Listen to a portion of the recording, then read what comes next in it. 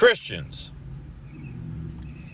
and my friend here who calls me a fraud and says that he or she was saying that hell is for the devil and his angels. But in what way are they tormented in hell? No one knows. I fail to understand, Miss or Mr. Cook, how that makes me a fraud. Now, we know that the hell was prepared for the devil and his angels. And angels mean his messengers, whether they are devils or whether they are humans. That's number one.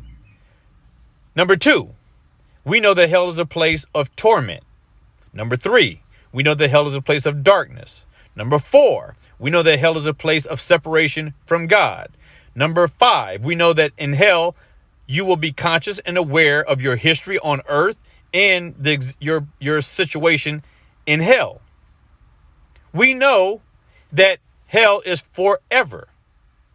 We know that hell is the penalty for sin committed while on earth. We know that hell is not annihilation.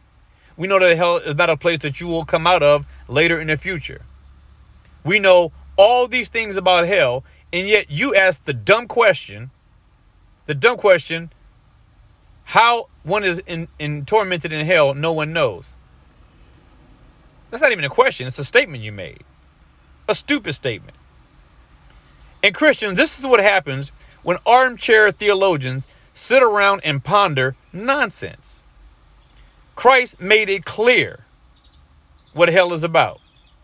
We know where it is. We know who's there. We know what happens when they're there. We know how long they're going to be there. We know what their relationships are going to be like when they're there. We know what they're going to remember when they're there. So I don't understand how it is I'm a fraud. But then again, I'm not on here to talk about me. When people like this call me a fraud, I celebrate.